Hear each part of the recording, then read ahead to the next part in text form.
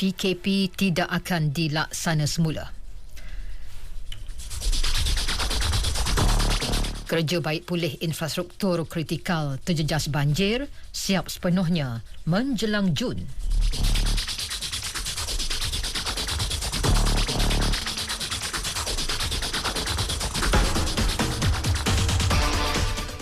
Assalamualaikum dan salam sejahtera. Saya Yoyo Ain Laina Baharudin dalam Utama 9 Malam.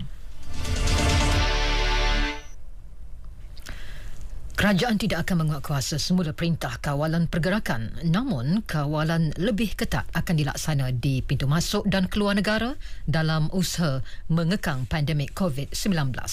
Demikian dinyatakan Menteri Kanan Pertahanan Datuk Seri Hishamuddin Tun Hussein. Mengambil kira perkembangan jangkitan varian Omicron, langkah kawalan tersebut perlu ditambah baik termasuk menyenaraikan lebih banyak negara berisiko tinggi. Setakat ini sebanyak 245 kes Omicron telah disahkan di Malaysia.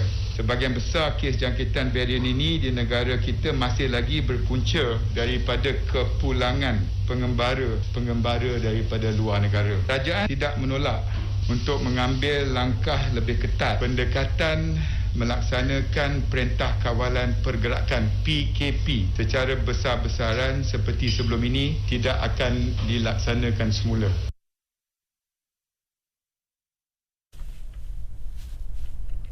Dalam pada itu, Datuk Seri Hishamuddin menegaskan individu yang terlibat dalam pemalsuan sijil vaksinasi COVID-19 perlu dikenakan hukuman maksimum.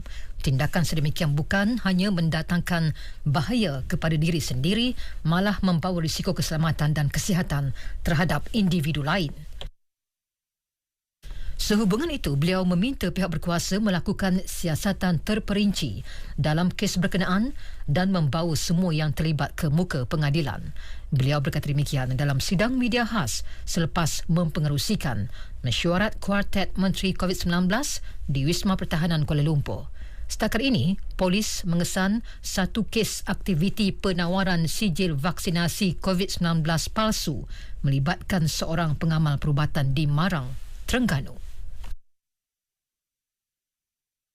Mengulas perkara sama, Menteri Sains, Teknologi dan Inovasi Datuk Seri Dr. Adham Babu berkata, sijil vaksinasi di aplikasi MySejahtera tidak boleh diduplikasi. Teknologi blockchain digunakan bagi menjamin ketulinan sijil berkenaan. Teknologi tersebut dijamin selamat dan melindungi data peribadi masyarakat serta ketulinan sijil vaksinasi COVID-19 tidak boleh diragu. Tegas beliau, pemalsuan sijil vaksinasi hanya boleh berlaku jika pihak yang mengendalikan vaksinasi itu tidak berintegriti dan menyalahguna kuasa. Ini termasuklah mengemaskini MySejahtera tanpa memberi sebarang suntikan. Dalam perkembangan berkaitan, Menteri di Jabatan Perdana Menteri Hal Ehwal Agama Idris Ahmad kesal terhadap segelintir jemaah umrah yang bertindak memalsukan sijil vaksinasi COVID-19 bagi membolehkan mereka melaksanakan ibadah tersebut. Menurutnya, jemaah umrah perlu jujur dalam melakukan sebarang tindakan, terutama perkara yang melibatkan pelaksanaan ibadah di Tanah Suci. Sebab tu kita benda-benda seperti ini tak sepatutnya berlaku macam tu. Kerana tamanya kita nak pergi tempat-tempat suci.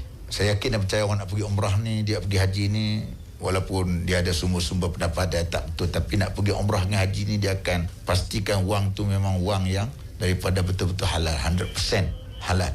Dia tiba-tiba dia buat macam tu, dia tak apa nak kenal sangat lah. Sehubungan itu, Idris berkata pihaknya akan memanggil agensi pengendali umrah terbabit untuk mendapatkan maklumat lanjut. Idris turut memaklumkan kota dan kos haji masih belum dimuktamadkan. Ini meskipun kerajaan Arab Saudi membenarkan ibadah haji dilaksanakan musim ini.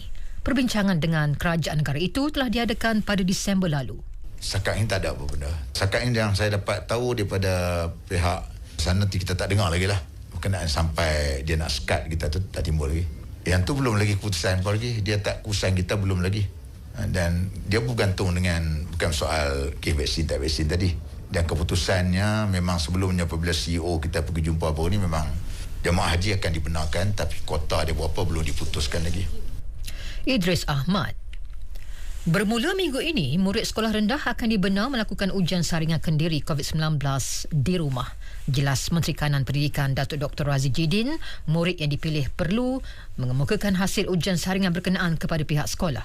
Untuk itu, kementeriannya akan memberi penjelasan mengenai tata cara ujian tersebut dikendalikan. Saya ingin tegaskan bahawa adalah amat penting ibu bapa kepada anak-anak yang terpilih untuk melaksanakan ujian ini di rumah dapat melaksanakan ujian ini berdasarkan tata cara yang telah ditetapkan. Ini bagi memastikan sesi persekolahan dapat berlangsung dengan teratur dan selamat.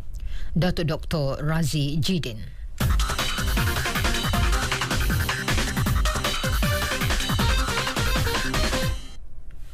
Berita seterusnya. 1.4 bilion ringgit diperuntuk bagi kerja baik pulih infrastruktur kritikal akibat banjir di seluruh negara. Ini membabitkan hampir 1,000 jalan rosak, jambatan runtuh serta runtuhan cerun. Memperincikan perkara itu, Menteri Kanan Kerja Raya Datuk Seri Fadilah Yusof berkata antaranya pembaikan cerun runtuh di 449 lokasi. 443 lokasi banjir, 62 banjir kilat, 23 jalan runtuh dan masing-masing 5 lokasi melibatkan jalan mendap, jambatan rosak atau runtuh. Sejumlah 928 telah selesai kerja pembersihan dan dibuka untuk laluan sekurang-kurangnya 1 lorong. Kerja kritikal ni ialah siapkan supaya jalan ni dapat dibuka dan sebahagian lagi kerja-kerja cerun tu lah. Kita kena repair dan sebagainya. Right? Hopefully by June this year, target kita untuk disiapkan. Mana yang dapat disiapkan awal, kita akan siapkan awal. Yang penting untuk kita buka ke jalan-jalan supaya perhubungan ni tidak terputuslah. Datuk Seri Fadilah Yusof. Penyampaian dan isi kandungan berita terkini serta padat seiring dengan teknologi dan peralatan yang ada. Itu aspirasi Ketua Pengarah Penyiaran Datuk Cik Roslan Cik Daud untuk hala 7 persembahan penerbitan berita RTM. Menurutnya, bentuk penyampaian berita yang sentiasa menepati masa dan sahih akan diteraju oleh RTM dalam dunia penyiaran. Beliau menyatakan selepas mesyuarat bersama dengan Barisan Pengurusan Tertinggi bahagian berita hal ehwal semasa. Dari segi satu ketepatan, apa yang kita sebut kesahihan dan juga kecepatan berita kita nak disampaikan kepada orang awam. Kita boleh juga melihat negara-negara lain untuk kita memperbaiki kita punya kemudahan-kemudahan dan juga cara penyampaian kandungan berita kita. Datuk Cik Roslan dilantik sebagai Ketua Pengarah Penyiaran berkuat kuasa 3 Januari lalu menggantikan Datuk Ruzin Idris. Luar negara. Lebih 200,000 individu di Thailand mengalami tekanan akibat pandemik COVID-19. Demikian dedah Ketua Pengarah Jabatan Kesihatan Mental Dr. Ampon Benjampon Pitak. Jelasnya penilaian dan tinjauan melalui dalam talian yang membabitkan lebih 2.5 juta orang menunjukkan 216,098 orang atau 8.38% daripada responden mengalami tekanan. 254,243 atau 9.86% orang pula terdedah kepada kemurungan, manakala 140,939 atau 5.46% berisiko bunuh diri. Di Jepun, kanak-kanak bawah umur 12 tahun akan mula menerima suntikan COVID-19 bermula Mac ini. Ini sekiranya mendapat kelulusan pihak berkuasa kesihatan. Perkara itu dinyatakan Menteri yang bertanggungjawab terhadap kempen vaksinasi Noriko Horiuchi. Beliau berkata perkara itu akan dipertimbang oleh Kementerian Kesihatan, Buruh dan Kebajikan. Perdana Menteri Jepun Fumio Kishida sebelum ini menyatakan bahawa kerajaan merancang untuk memulakan vaksinasi kepada kanak-kanak bawah 12 tahun sebaik sahaja ia diluluskan oleh Kementerian Kesihatan. Langkah itu bagi mengekang penularan varian Omicron. Sukan Kejohanan Badminton Terbuka India 2022. Bergu campuran profesional Malaysia Tan Kian Meng, Lai Pei Jing tumpaskan pasangan tuan rumah Pratik Ranade Kanika Kanwal untuk mara ke pusingan kedua. Bergu pilihan utama kejohanan itu dengan mudah menundukkan Pratik Kanika 21-10, 21-11. Menanti mereka di pusingan kedua juga pasangan tuan rumah Sidat Jakar Mega Morhana Bora. Sementara itu, bergu campuran negara Cheng Tang Ji Pek Ye Mi Pek Ye Wei juga memulakan kempen dengan langkah kanan. Pasangan itu menewaskan pasangan MR Arjun Tirajoli juga dari India 21-11, 21-6. Bagaimanapun, pemain perseorangan profesional negara Tian Junwei tersungkur awal. Dia kalah kepada wakil Rusia Sergei Siran 20-22, 18-21.